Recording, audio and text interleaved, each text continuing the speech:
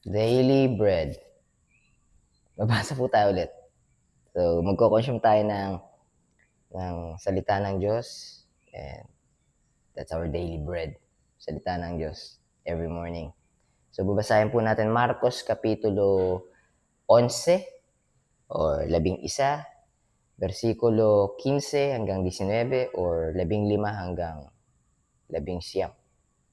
So, medyo heavy itong topic na to, pero basahin natin. Pero bago yun, may parallel verses siya sa Matthew chapter 21 verse 12 to 17 and Luke chapter 19 verse 45 to 48 and sa John. So, for gospel, it's talking about this differently but pointing to the same conclusion. So, John chapter 2 verse 13 to 22.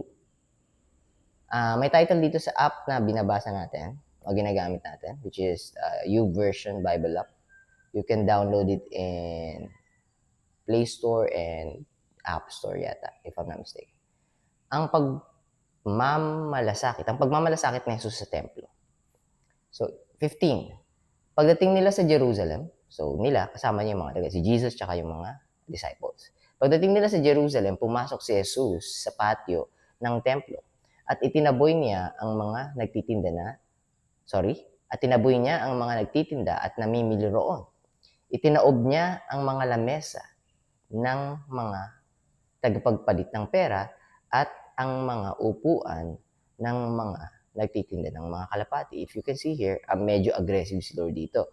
But there's a righteous anger and God is showing it.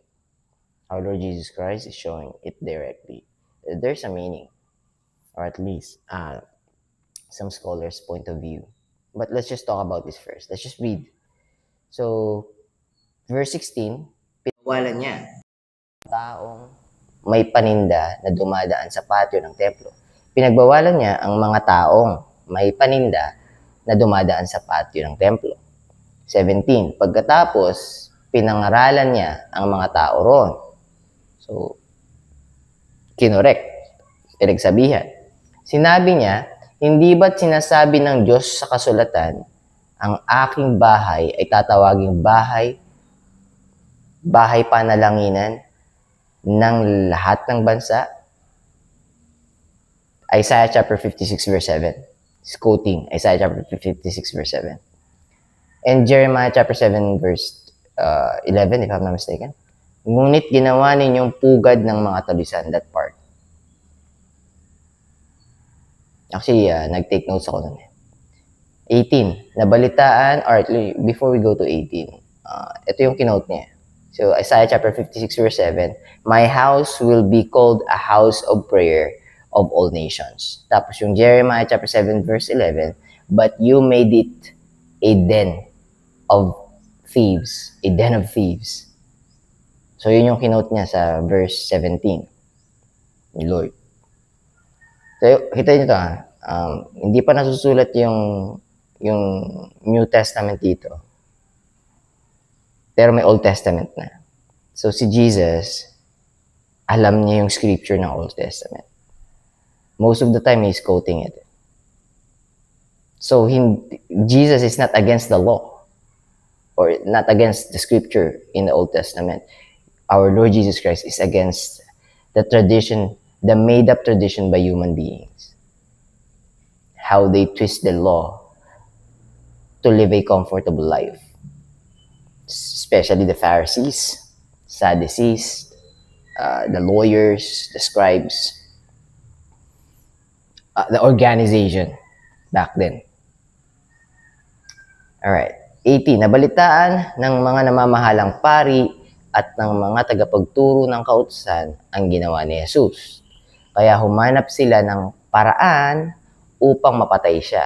Ngunit natatakot sila sa kanya dahil hangang-hanga ang mga tao sa kanyang mga turo. Bakit hanga? Because yung mga tao nung time na yon, yung time na to, is medyo nakakaramdam na ng oppression din. Dalawang bagay pa, coming from two.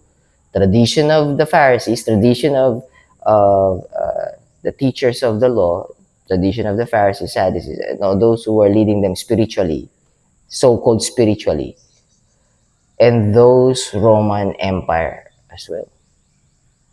So they don't have freedom. And Jesus Christ, the teaching of our Lord and God and one and only Savior, giving them comfort spiritually. That's the reason why they are amazed, and a lot of them is intently listening to Him. 19. Kinagabihan, umalis si Jesus sa Jerusalem kasama ng mga alagad niya. So, done a little bit of research here, but yung takeaway ko muna. So, yung takeaway ko dito, mas may influensya rin siguro ng research ko. Kasi really, meron silang apat na point of view regarding this, scholars and theologians. So, yung sa akin ang actually magko-connecta din eh. Kasi parang nag-sync, nakikita din pala nila yan. Definitely nakita nila kasi scholars sila, inaaral nila.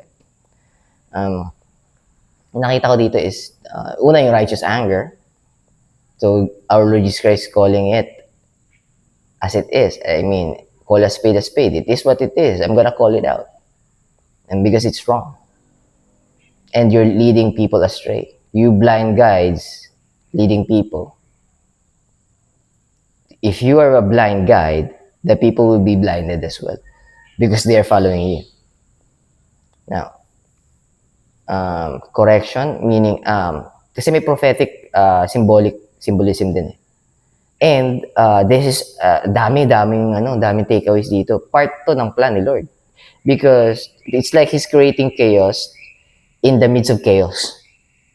So, those who are creating the first chaos will fulfill the prophecy.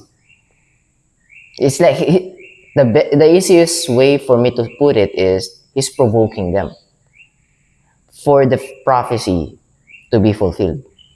Kasi paano nila imagine nyo to kung mag-a-appeal or i-please ni Jesus, ni Lord, yung mga Pharisees, hindi nila ipupush yung kanyang crucifixion or yung kanyang kamatayan. So, our Lord Jesus Christ needs to show to the Pharisees who they are. And what they are will manifest, which is pride, ego, self-centeredness, and afraid of losing the things that they have. And that's the trigger for our Lord Jesus Christ to be crucified. Malala na to, bro. Guys, aren't you seeing what I'm saying? This guy, Jesus, is destroying us blatantly. Aren't we doing something? Aren't we gonna do something? Are we not gonna do something? Are we just letting Him do the things that He's doing? He's against our tradition, can't you see? We need to silence this guy. Put him to silent. And this is part of the plan. That's what my takeaway, nung nabasa ko to in KJV, that's part of the plan. Tapos ngayon, symbolism siya na-realize ko after reading the point of view of scholars. Nga na. Kasi, ito paving the way to the cross. And paving the way the right way. Calling out those who needs to be called out. And, all right, you said you are practicing the law. You're the lawgiver, right? Or at least you're the enforcer of the law. I'm quoting the law. You make this house, the house of prayer, the house of my Father, a house of thieves, a den of thieves.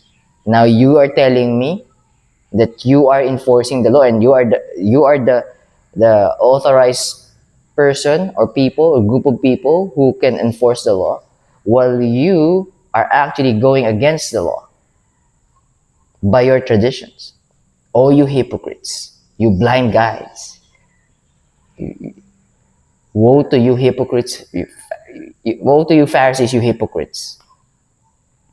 Full of you, appearing clean in the outside, but full of dead man's bones in the inside. Our Lord Jesus Christ is showing their true colors in front of them because they're still blind. And once they've heard it, it hurt them. and they want to retaliate, and that's part of the plan. 10 minutes na. Makikita nyo rito, may righteous anger, si Lord. But He's not doing it all the time. There's a perfect timing. Perfect timing ni Lord.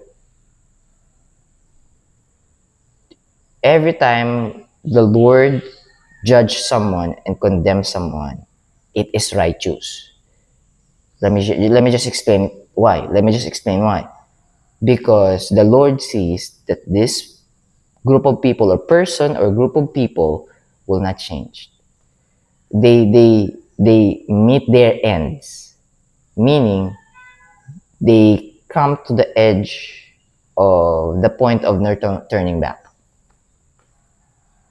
So I'ma judge them, I'ma condemn them. Sodom and Gomorrah. Noah's Ark.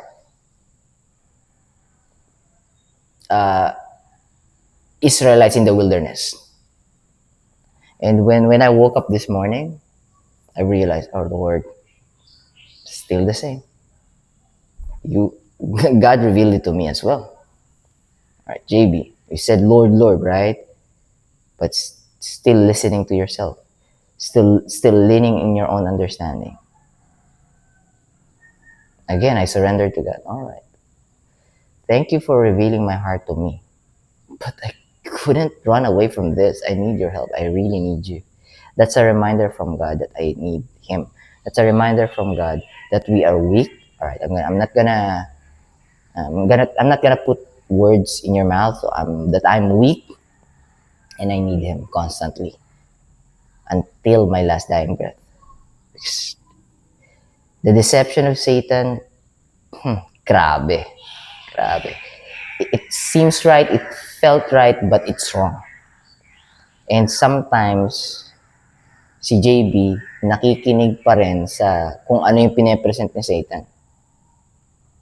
It's like the spirit is actually fighting the flesh, but the flesh given. But JB given to the flesh. Napakaraming ways na mangyari yun eh. For example, you have plans for today, but you know what? I think I'm not gonna do it. Mga ganung bagay, mga simpleng bagay. Tapos meron namang mabibigat na bagay na you're not thinking about lustful thoughts, then again, without even seeing things that could lead you to lust, but your mind is constantly thinking about it. But you're not thinking of it in the very beginning. Saan nanggaling yun? So it's not coming from God, definitely. But I said yes to that. I said yes to it. Then I fall short. So, how can I judge someone? How can I condemn someone? If I'm still fallen short, if I'm still wicked and evil and wretched sinner. Kita niyo yan?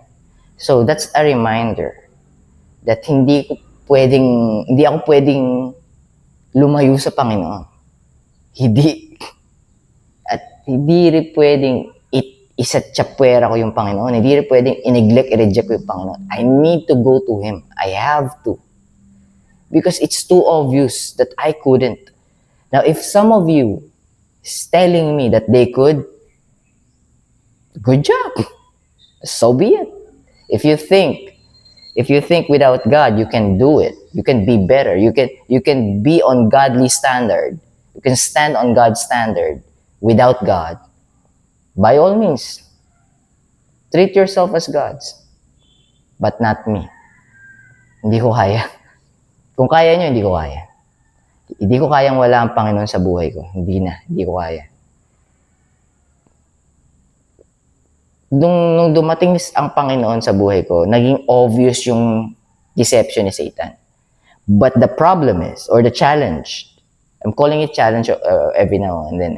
I'm trying to call it challenge, not problem. The challenge is, Satan won't stop. Satan will keep distracting you. Especially when you're getting closer and closer and closer to God.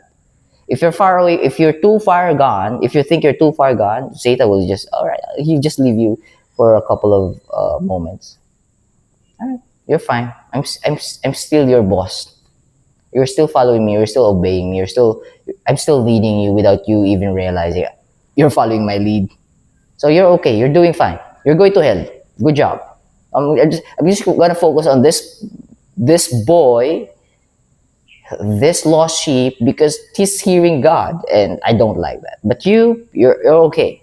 You think there's no heaven and hell? You're okay. You think you're going to nothingness after you die? You're okay. You're fine. You're doing fine. Eventually, you'll go to hell, and then you will be in despair. But I don't care. I just want what I'm caring of you or for you is for you to go to hell. That's what Satan is doing. Having God, you would be able to recognize it.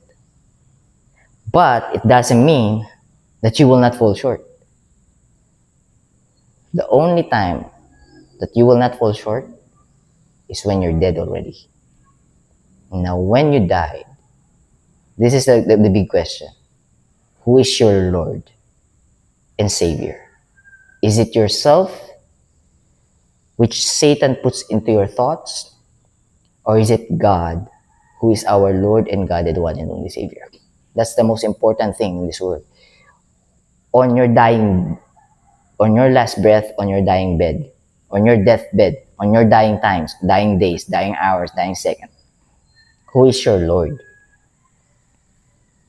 Who is your Lord? Because Satan will tell you, keep falling short, right? Do you think God cares about you? No. You're unclean. If you believe that, Satan got a hold of you. Because Satan will try to deceive you. Especially if you already hear God. He will try to deceive you. He will try all his best. Because he knows whose goats. He's deceiving those lost sheep. Because Satan also knows that the goats will not turn their back against him, against Satan. And God knows whose goats. God knows whose sheep. God knows whose lost sheep. Now, these passages that we've read is the way of our Lord Jesus Christ, God, to show us our wicked side, our wickedness. And without Him, we are bound to hell.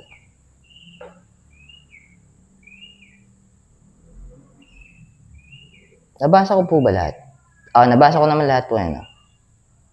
Kung may nakalimutan akong basahin na verse dito, verse 15 to 19, basahin nyo na lang po ulit.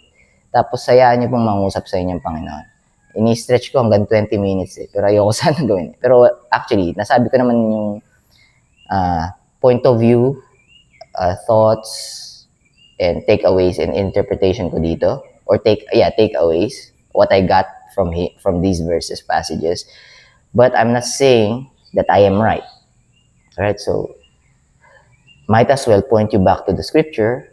So I'm reading ESD. Baka gusto niyong version yung mabuting balita, pwede niyong basahin yun. Or baka gusto niyo na English, ESV, NIV, NLT, Easy Bible. Tapos, kung gusto niyo malalim na English, KJV. Ako po, binabasa ko lahat sa ngayon.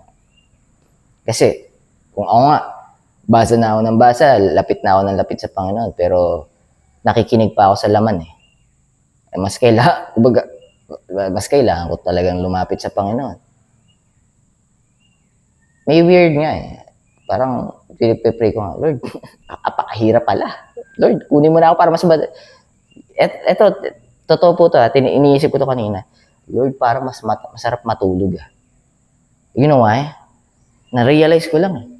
Because when I'm sleeping, my mind's not thinking. But when I'm awake, keeps on thinking. So for me to stop thinking, I need to read. I need to read the Word of God. So I need to lean on His own understanding. The challenge is, your flesh will keep listening to your mind. Magaling kasi si Satan. Pagmumukhain niyang tama, ipaparamdam niya sa yung tama na sumunod sa kanya. Tapos papakita niya sa iyo na Pag sumunod ka sa Diyos, mali. Yes, kita mo, dinidestroy mo yung selfishness mo, nagiging selfless ka.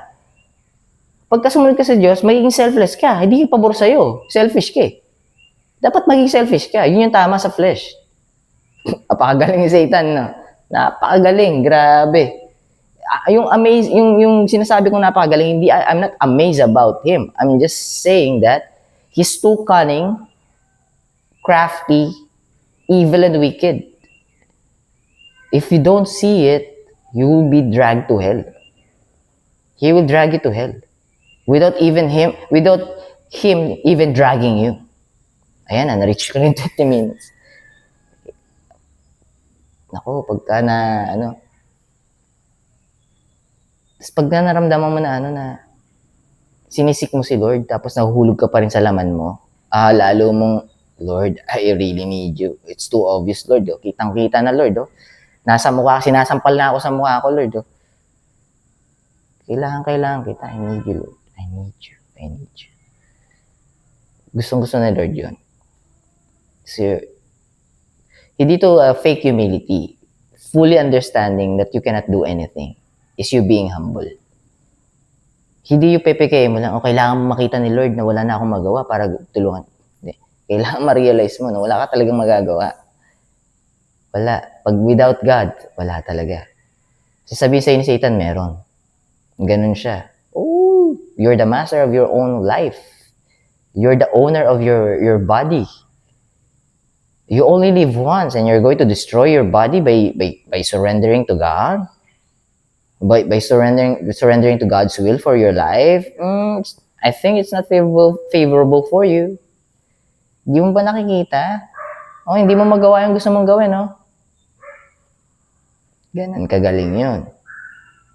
Ganun siya kagaling manlin lang. Pero wala siyang kapangyarihan na higit sa Panginoon. Hanggang panliling lang ang kaya niyang gawin. Satan came here on earth to kill, steal, and destroy. Kill your body, steal your eternal life with God in heaven, so he could destroy it in hell. He's the father of all lies. Now, if you think I'm lying, prove it to yourself. Be skeptical. Be investigative. So how can you prove it? How can you find evidence? Go inside the Bible. Go inside the Bible. Read the Word with open heart. Then after you've read it, then tell me you're lying. Now, if you've read it genuinely, openly, without judging it or without closing your mind to the verses, to the text, or the verses and texts are saying, and then you come back to me and say to me, told me, or tell me, JB, I didn't saw it. Alright. Fair enough. I'm not gonna force you to. I'm not gonna tell you that you're wrong. But if you're lying to me, you're fooling yourself. But if you genuinely read the Bible with open heart, open mind, with openness, trying to analyze, really check, is it true? Is it making sense? It does not make sense. And then you come back to me and tell me that I didn't find what you found. I didn't find it. What you found, JB, I didn't find it.